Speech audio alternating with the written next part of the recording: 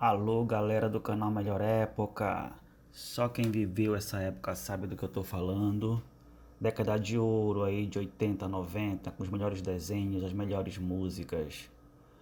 Hoje vamos falar aqui de um anime bem antigo ali da década de 80 e 90 que passou no SBT, o Rei Arthur. Para começo de conversa, foi o primeiro anime que eu vi que tinha morte de verdade. Continue aí no canal pra gente apreciar a maravilhosa história desse desenho. Não esqueçam de deixar o like aí para ajudar o canal, hein, galera? E vamos lá!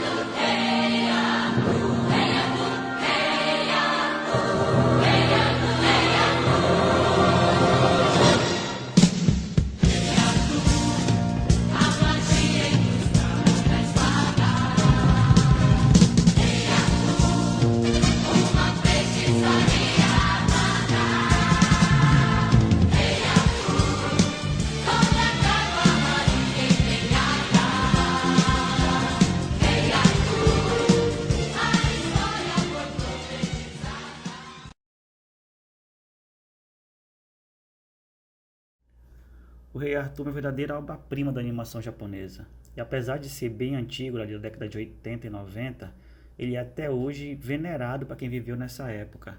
Essa animação ela passou ali no SBT e é até difícil encontrar algumas coisas sobre ela porque infelizmente não foi reprisada. Mas é aquela lenda baseada lá no Rei Arthur que consegue tirar Excalibur, que está cravado em uma bigorna, coisa que muitos tentaram e não conseguiram. Se passa ali na época medieval, na época dos Cavaleiros da Távola Redonda, e é simplesmente uma maravilha, simplesmente uma maravilha. A história começa quando um cavaleiro traidor chamado Magic, ele resolve ali, ele foi convencido por uma bruxa a invadir o castelo e matar o rei Utari, que era o pai do Arthur. Na época o Arthur tinha apenas 3 anos e só conseguiu sobreviver porque fugiu no colo da mãe. Esse Medic reuniu ali uns cavaleiros negros e invadiram o castelo e conseguiram matar o rei Utari. O mago Merlin já tinha previsto isso e ele recebeu o garoto Arthur das mãos da sua mãe para que o Merlin cuidasse dele. Então, 12 anos se passaram aí e o jovem Arthur está vivendo como um camponês, com uma família adotiva, e o reino de Brogg está à beira do caos. Apareceram diversos aspirantes ao trono, mas o clero não resolve nomear ninguém. Até o próprio Medic, que acreditou que tinha matado tanto o pai quanto o filho, está tentando o trono. Porém, o clero decide que só vai declarar rei aquele que conseguir remover a espada lendária, a Excalibur, que estava cravada numa bigorna. E convocou várias pessoas ali para tentar fazer esse feito. Vários homens tentaram remover a espada e não obtiveram sucesso. Então o Arthur aparece.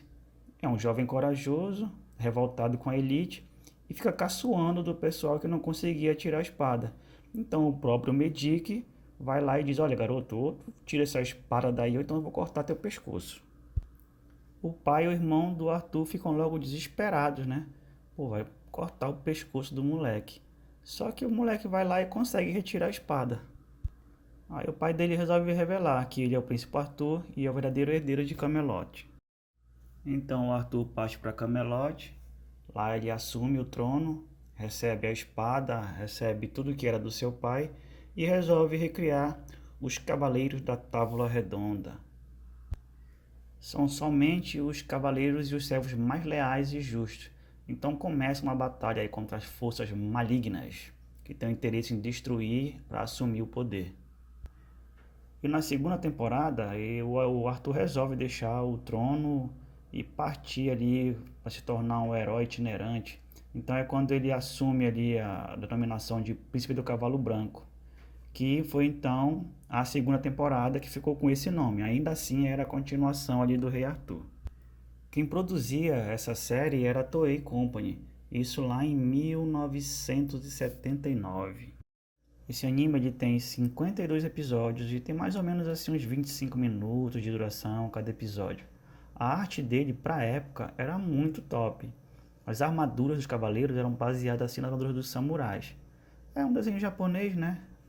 E bacana também que as lutas assim pareciam luta de espadachim com samurai, era muito top e tinha muita arte marcial bacana. Fora que ele tinha umas partes de drama também ali, que parecia um pouco de novela e tudo. Era uma mistura assim de novela com anime, com filme. Era muito louco. Tinha uns momentos bem dramáticos, assim, umas situações bem complicadas. Os personagens também tinham as suas partes bem complexas. A primeira temporada ela tem 30 episódios e foi exibida completa no Brasil. Aí nela tá o Rei Arthur, o Tristão e o Lancelot.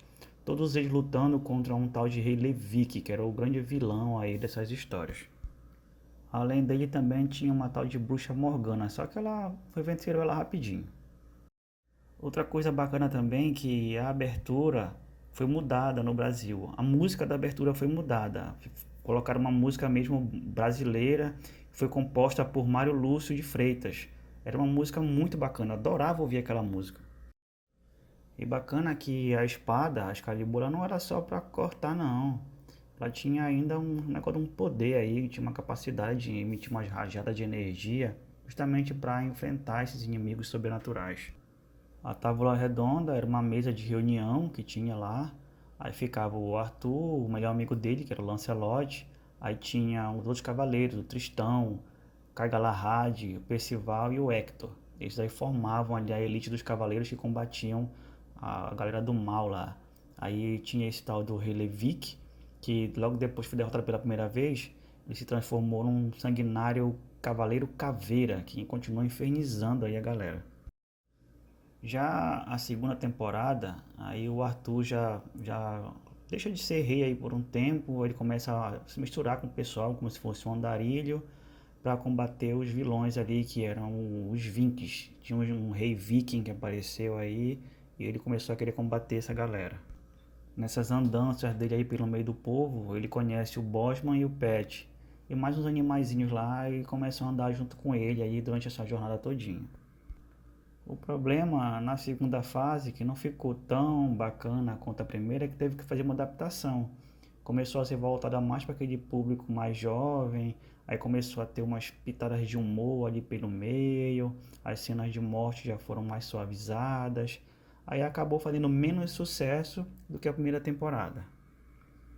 O público nem se agradou muito, que tentaram retratar o Rei Arthur mais como um super-herói. Aí não repercutiu legal aí pra galera que gostava de ver as cenas mais bacanas mesmo da primeira temporada. A direção do anime ficou por conta do Masayuki Akeri, que é o mesmo cara também que dirigiu Os Cavaleiros do Zodíaco. Ou seja, o cara só faz sucesso mesmo aí. Aí outra coisa também, que a trilha sonora daqui do Brasil, que foi uma canção do Mário Lúcio Freitas, também foi o mesmo cara que fez a música da primeira abertura dos Cavaleiros do Zodíaco.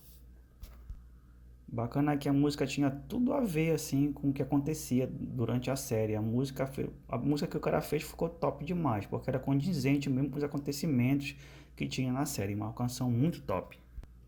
Quem quiser curtir aí esse anime, ele tem também nos streams aí da vida. E o bacana é que tá com a mesma dublagem lá dos anos 80. Dá pra curtir bacana. Eu fui um dos caras que tive privilégio de assistir quando passou no SBT. Era garoto mesmo, tinha meus 9, 10 anos aí. E eu não perdia. E agora deu pra rever aí nos streaming.